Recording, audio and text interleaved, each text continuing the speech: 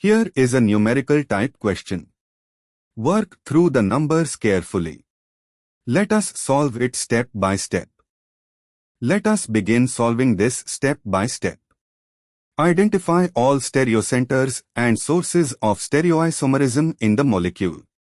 The molecule is a cyclohexanone derivative. Let us label the ring carbons. The carbonyl is at C1. Going around the ring, C2 bears a Cl substituent potential stereocenter. C3 bears a CH2 of substituent potential stereocenter. C4 bears the side chain CH2 CH is equal to CH CH is equal to CH CH to CH3 conjugated diene potential stereocenter. C5 bears a Cl substituent potential stereocenter. C6 is a CH2 group, no substituent other than ring, not a stereocenter. Moving on to the next step. Count ring stereocenters. C2 Cl adjacent to C is equal to O has 4 different groups stereocenter. C3 CH2O has 4 different groups stereocenter. C4 diene chain has 4 different groups stereocenter. C5 Cl has 4 different groups stereocenter.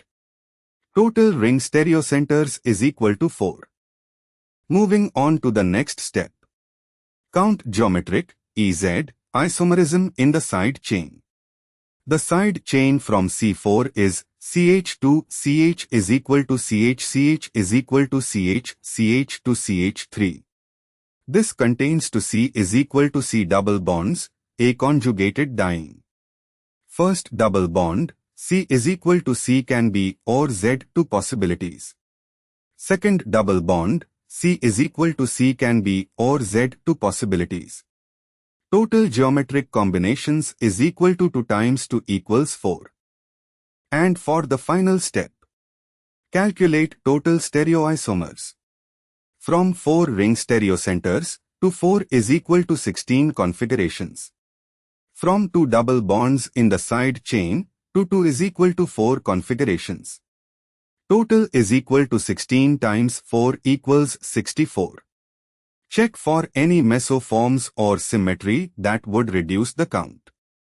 Given the different substituents, Cl at C to CH2 or at C3 diene chain at C4 close at C5, around the ring and the asymmetric side chain, no mesoform is possible that would reduce the count. Therefore, the correct answer is 64. Therefore, the correct answer is 64.